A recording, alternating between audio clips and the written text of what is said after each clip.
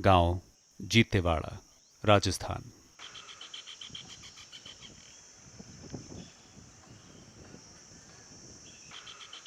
बस इतनी ही आवाजें बची हैं यहां और इतने ही लोग।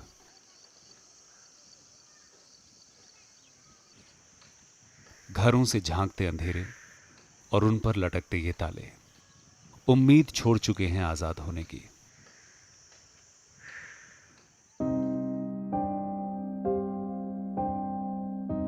ये दहलीज सावित्री की है, जहां खामोशी से वो मातम कर रही है।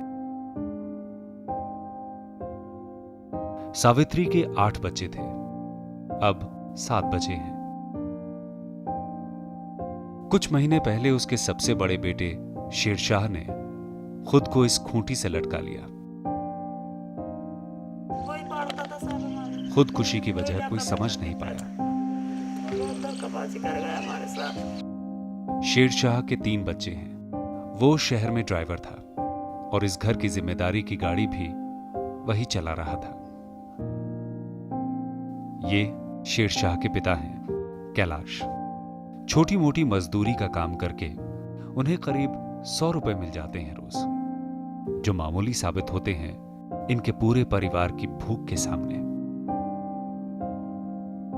आसपास के गांव से कोई नहीं आता इनकी मदद के लिए। उनके लिए ये लोग अछूत हैं, क्योंकि इनका पूरा नाम कैलाश सांसी और सावित्री सांसी है और ये एक सांसी गांव में रहते हैं।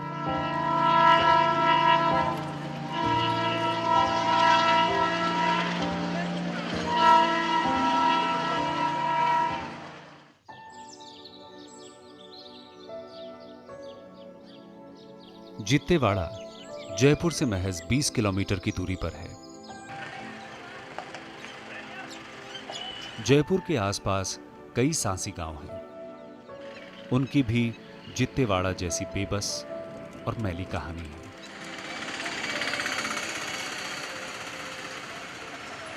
सांसी समाज की यह दास्तान भारत की आजादी से पहले की है।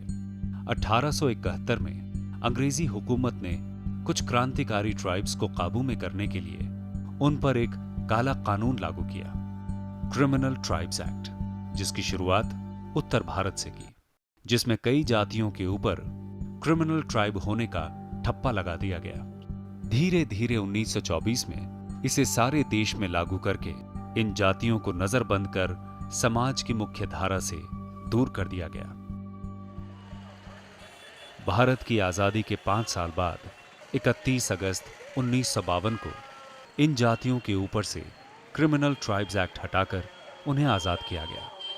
पर ऐसी कई जातियां हैं जिनके माथे से चोर समाज का कलंक आज भी नहीं मिटा, जिनमें से एक सांसी जाति भी है, जिसे आज भी समाज की मुख्य धारा में जगह नहीं मिल पा रही है।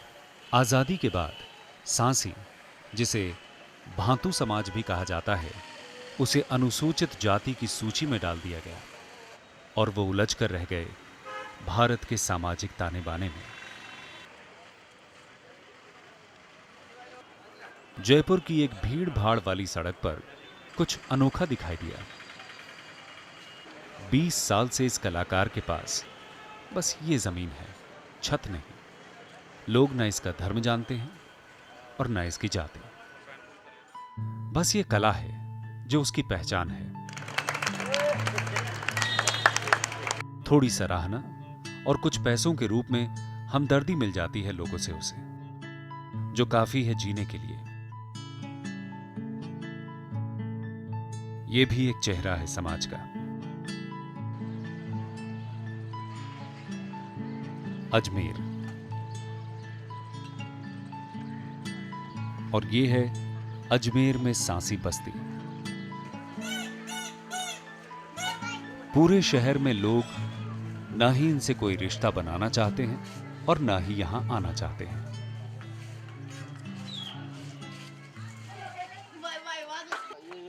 लोगों का यह मानना है कि सांसी बस्तियों में आपराधिक और अवैध काम होते हैं। सांसी लोगों कम्युनिटी के साथ जो प्रॉब्लम है वो ये कि एक तो ये मेन स्ट्रीम सोसाइटी में मिक्सड अप नहीं है।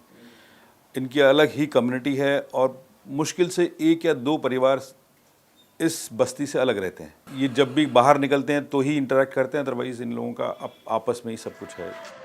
जैसे ही हमने अपने कैमरे का रुख इस बस्ती की गलियों की तरफ मोड़ा, लोगों की नजर हम पर टिक गई।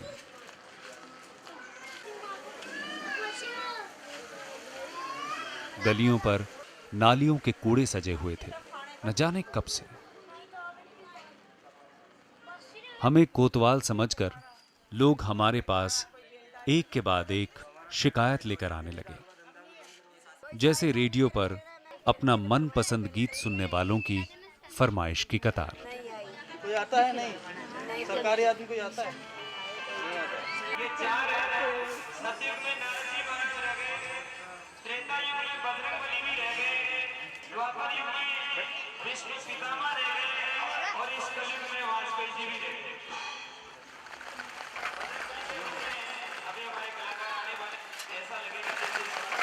ये है बिलो पॉवर्टी लाइन, जिसके नीचे देवा रहता है। बारिश हो रही है और उसका मानना है कि कुछ ही देर में पूरे घर में पानी भर जाएगा। पानी भर जाता है? हाँ भरता है, ये अंदर आएगा 10 मिनट में अंदर आएगा। दीवारों और छतों से पानी अंदर आना शुरू हो चुका है। देवा कचरा बीनता है। बारिश की वजह से आज वो काम पर भी नहीं जा पाया। देवा की पत्नी एक दूसरे लचर झोंपड़े में उसका इंतजार कर रही है। रहने का तो कुछ पता नहीं, पर खाने के लिए मजबूरन आज भीख मांगनी पड़ेगी। शुरुआत से ही सांसी जाति पर कई आरोप लगते रहे हैं, जैसे चोरी करना, अवैध शराब बनाकर बेचना, लूटमार, डकैती, जो बहुत हद तक सच भी है। यही वजह है कि कोई भी अपराध होने पर पुलिस का शक सबसे पहले इन पर ही जाता है। सांसियों को जबरन उठा ले जाना, इन पर झूठे मुकदमे बनाना, इनके पूरे परिवार और रिश्तेदारों को बेरहमी से पीटने जैसे आरोप पुलिस पर भी लगते रहे हैं। शहर में रहने वाले सांसियों के साथ छुआछूत की प्रथा अब नहीं है, पर यहां लोग इन पर विश्वास नहीं करते और यही वजह है कि इन्हें कहीं रोजगार नहीं मिलता।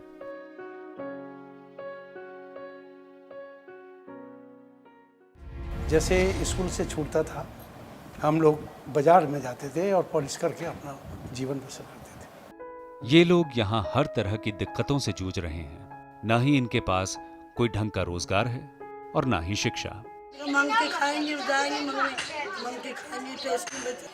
कई घरों के बाहर ऐसी भट्टियां दिखी जिन पर यहाँ अवैध शराब बनाई जाती है।